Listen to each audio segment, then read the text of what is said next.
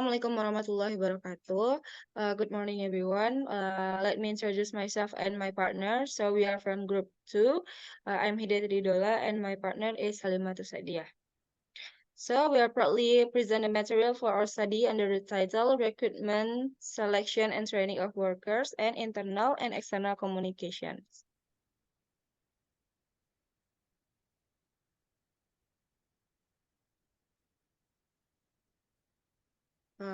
So the first presentation will be explained by me. So I'm gonna talk about this chapter 8. It's about recruitment, selection, and training of workers. The table of content of this topic, first is the role of the human resource department, and the second one is stage of the recruitment and selection process, and the third, part-time and full-time workers, fourth, training and different types of training, fifth, where reducing the size of the workforce might be necessary, and the last, legal controls over employment issues. The first one is the role of the human resource department. So there are several scope of work that HR do. They are industrial relations, wages and salary, recruitment and selection, training and programs, health and safety, and redundancy or retrenchment and dismissal. And let's move to the recruitment and selections. So what is recruitment? Recruitment is the process from identifying that the business needs to employ someone up to the point at which application have arrived at the business. And and selection is the process of picking or choosing the right candidate who is most suitable for a vacant job position in an organization or company. There are several stages of the recruitment process. The first one is job analysis. Job analysis is a process of identifying, analyzing, and determining the duties, responsibilities, skills, abilities, and work environment of a specific job. The following steps are important in analyzing a job. One is recording and collecting job information. Second, accuracy in checking the job information. Third, generating job description based on the information. And last, determining the skills, knowledge which are required for the job. And the second one is job description. Job description provides information about the scope of job roles, responsibilities, and the positioning of the job in the organization. And this data gives the employer and the organization a clear idea of what an employee must do to meet the requirement of his job responsibilities. A job description provides information on the following elements. One, job title or job identification or organization position. 2, job location. 3, summary of job. 4, job duties. 5, machines, material, and equipment. 6, process of supervision. 7, working conditions. And the last, health hazard.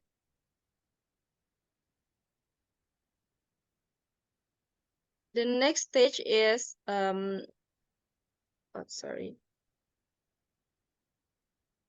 job specification. Job specification focus on the specification of the candidate whom the HR team is going to hire. A job specification document provides information on the following elements. 1, qualification. 2, experience. 3, training and development. 4, skills requirement. 5, work responsibilities, emotional characteristic, and planning a career. And the next stages is job advertised in appropriate media.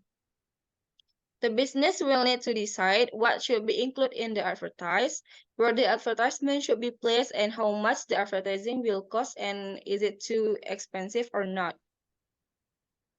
And there are several places the advertisement can be placed. It can be placed in local newspaper, national newspaper, specialist magazine and journal, recruitment agencies, and center run by the government or job centers. And next is application forms and listing. A business will use the application form or letter and CVs to see which of the applicant match the job specifications.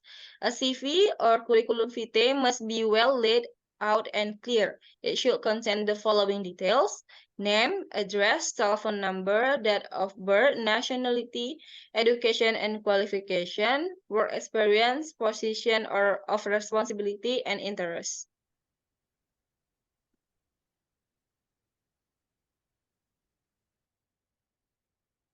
And the next stages is interviews and selections.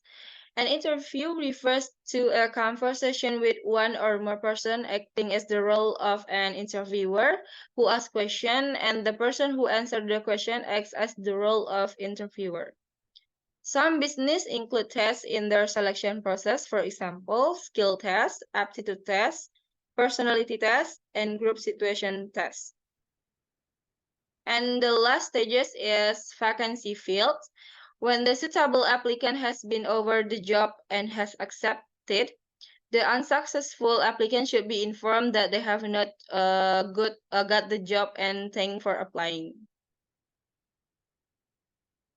And the next subtopic is part-time and full-time workers. A part-time worker is someone who works fewer hours than a full-time worker. And full-time worker is employees will usually work 35 hours or more a week.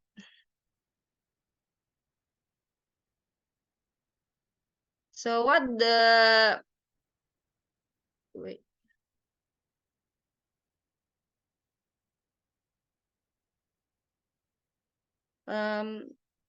Sorry. And what the advantages and disadvantages of part-time workers?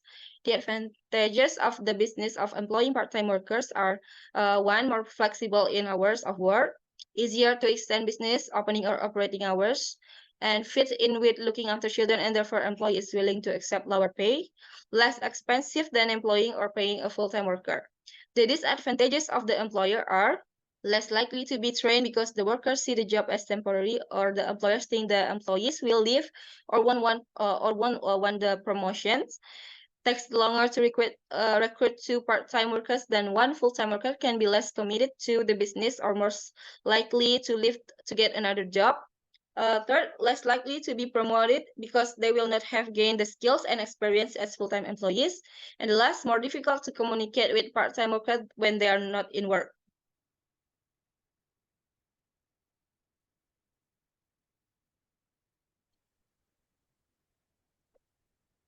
And the next topic is training and the types of training. So I will explain the definition of the training. So the training is an introduction given to any employee explaining the firm's activities, custom and procedures, and introducing them to their fellow workers. And there are two types of training. The first one is on-the-job training.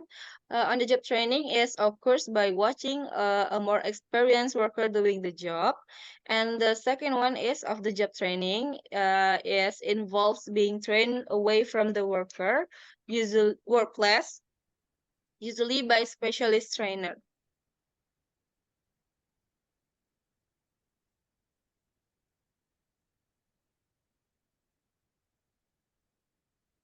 Um, the next is downsizing the workforce.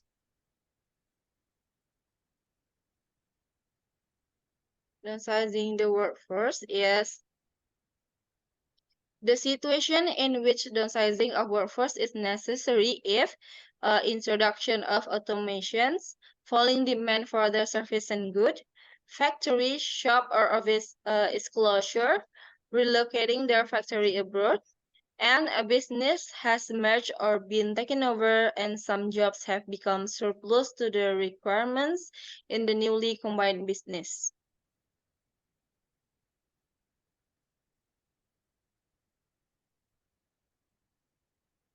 Reducing the number of employees can be done in one of two ways.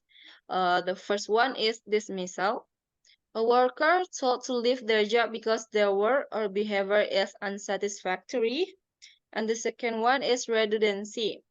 Yes, when an employee is no longer needed and so lose their job, it is not due to any aspect of being their work being unsatisfactory.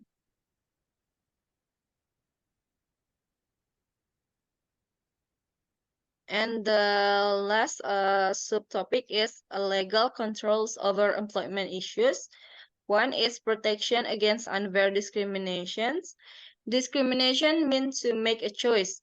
The discrimination we are concerned with here is when it is based on unfair reason. For example, some employers discriminate unfairly against workers or people applying for a job because they are of different race of color, belong to a different religion, are of the opposite sex, are considered too old or too young for the job, or disabled in some way.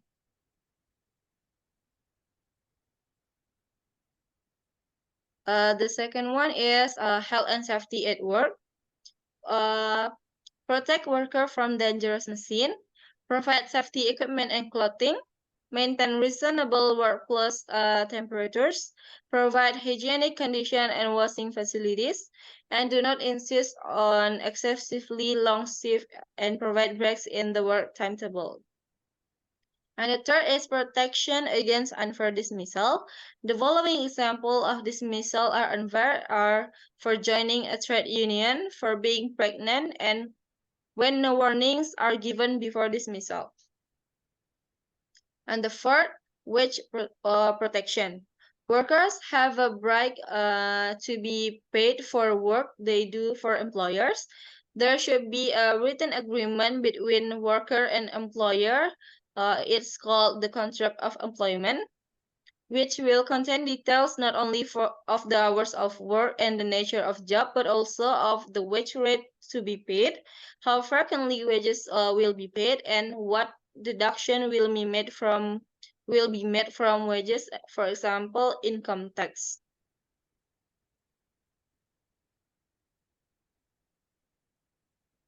That's my explanation.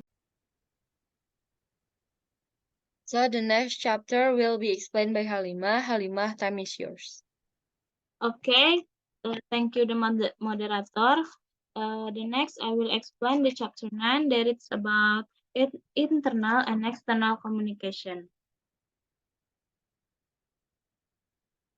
The table of contents from the chapters are the importance of effective communication to business, the difference between internal and external formal and informal communication, the different methods of communication, and the last, the barriers to effective communication and how they can be overcome. The first slide is about what is effective communication and why is it necessary. Communication occurs when a message is transferred from one person to another who understands the content of the message. Effective communication is the transferring of a message from the sender to the receiver who understands the message. The communication should be effective, must be effective. The communication must be effective. That's mean mass information or message being sent is receiver understood and acted upon the way intended. If isn't, it can be annoying for us when communicate with our friends. For business communication which not effective or communication failure can have serious consequences. The process of effective communication. The first, a transmitter or sender of the message. The second, a medium of communication. The third is receiver of the information. And the last is a feedback. One-way and two-way communication. One-way communication occurs when the receiver of a message has no chance to reply or respond to the message. Two-way communication is when there is a reply or a response from the receiver. The advantages of the two-way communication. The first one is it should become absolutely clear to the sender whether or not the person receiving the message has understood it and acted upon it. The second one is both people are now involved in the communication process. The next slide's about the difference between internal and external, formal and informal communication. Internal communication is communication that occurs between members of the same organization. Example of common message communicated within business. The way in which each message is given is also shown. The first example is please don't smoke in this area. We can see notice on the table. How many hours did you work last week? The managers asked a worker. There will be a fire drill at 11 a.m. today. Notice on a board. The cutting machine has broken down. Can you send the engineer as soon as possible? Telephone call. This keep this door locked at all times. Sign on a door. External communication is communication that occurs between the organization and other organization or individuals. Example of external communication are the first orders for goods from suppliers. Second, sending information to customer about price and delivery times. Advertising goods or service, asking customer to pay bills on time. External communication is very important to the image and efficiency of a business. If a firm communicates ineffectively with suppliers, it may be send the wrong materials. If it send inaccurate information to customers, they might buy a product from another firm. The main difference between internal and external communication is who is being communicated with. The next is formal communication and informal communication. Formal communication is when messages are sent through established channel using professional language. Informal communication is when information is sent and received casually with the use of everyday language. The next about the difference of communication methods. The first verbal methods of communication involve the sender of the message speaking to the receiver. The second one is written methods of communication include letters and notice or poster, but increasingly involve the use of information technology or IT. The last is visual methods of communication include methods such as diagrams, charts, and video. The first is verbal communication. Verbal or oral communication methods include one-to-one talks or meeting between the sender and the receiver. The second, telephone conversation. The third, video conferencing, where groups of people in the different locations are able to see and hear each other through a video or internet link. And the last, meeting and Teams briefing, which could involve few or many people. The advantages of verbal communication. The first, information can be given out quickly. When this happens at big meetings, it is an efficient way to communication with a large number of people. The second is there is opportunity for immediate feedback and two-way communication. And the last, the message is often reinforced by saying the speaker, the body language of the speaker, how they stand, and their facial expression can help to put the message across effectively. This, of course, doesn't apply to telephone conversation. And disadvantages of verbal communication.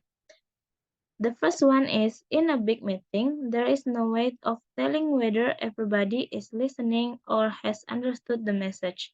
The second one is, it can take longer to use verbal methods. When feedback occurs, then to use a written form of communication. And the last, when an accurate and permanent record of the message is needed, such as a warning to worker, a verbal method, and inappropriate. The second is written communication method.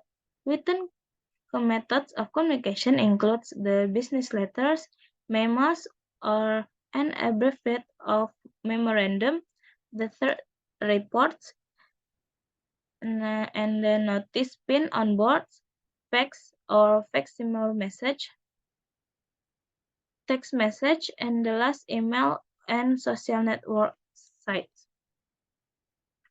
Intranets provide easy message to all workers in a business with access to a computer. The internet allows easy and effective communication with customers and suppliers.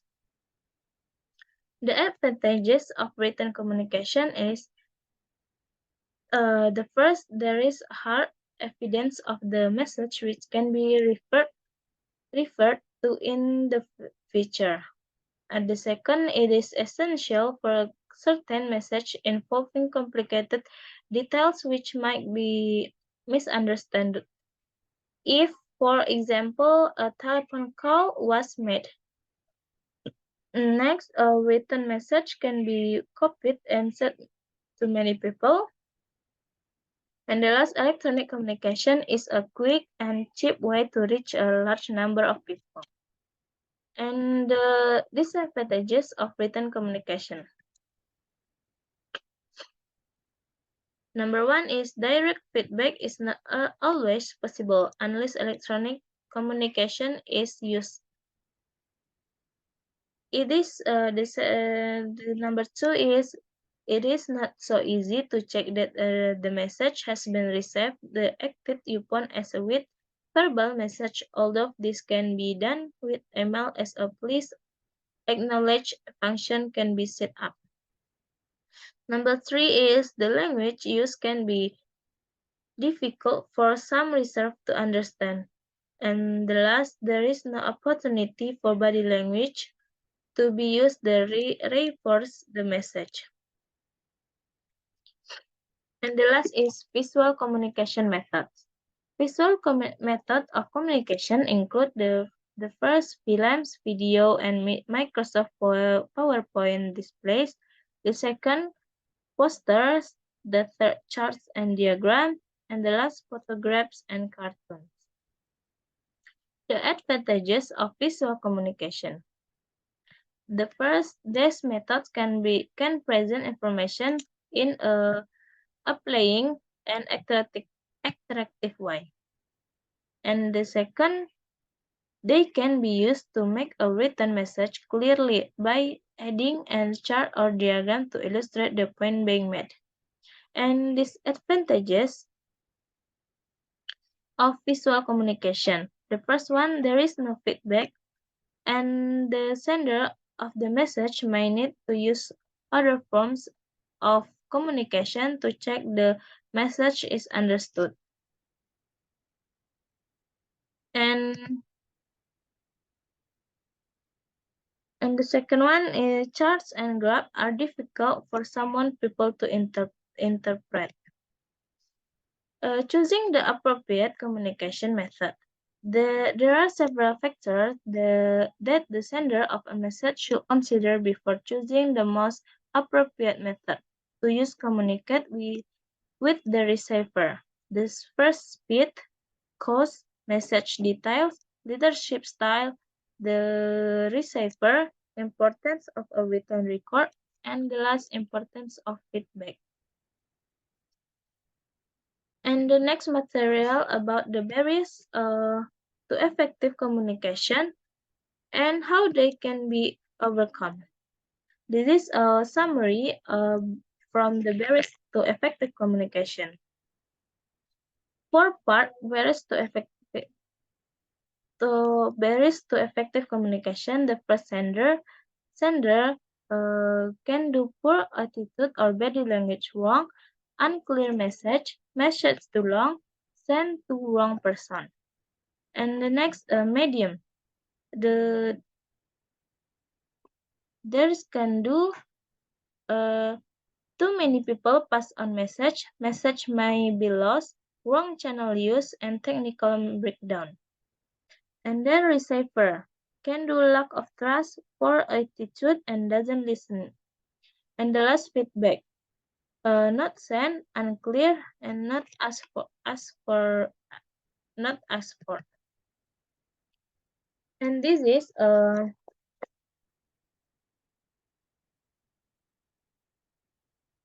barriers to effective communication and how they can be overcome. The barrier is problem with the sender. The example of the problems is language with too difficult issues, jargon, or technical terms might not be understood by the receiver, and the can be overcome with the sender should ensure that the message use language which is understandable.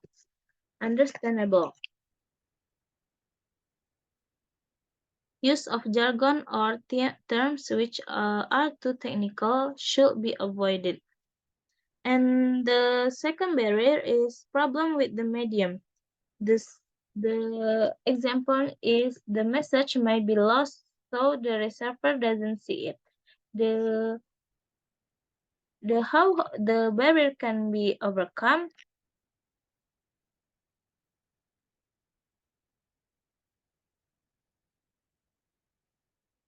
It is important to insist on feedback. If no feedback, the receiver then the sender assume the message was lost. The problem with this receiver. The example is they might not be listening or paying attention. How the barrier can be overcome with the importance of the message should be emphasized. The receiver should be asked for feedback to ensure understanding. And the last barrier is problem with feedback. There is no feedback. The how to barrier can be overcome with perhaps no feedback was asked for. Perhaps the method of communication used didn't allow for feedback. Okay, that's all for me. Back to the moderator. Okay, thank you, Halimah. This is the end of our presentation. Thank you for your listening and watching these videos. May all those we have shared be beneficial for all of us. The discussion will be held in class tomorrow. Thank you. Assalamualaikum warahmatullahi wabarakatuh.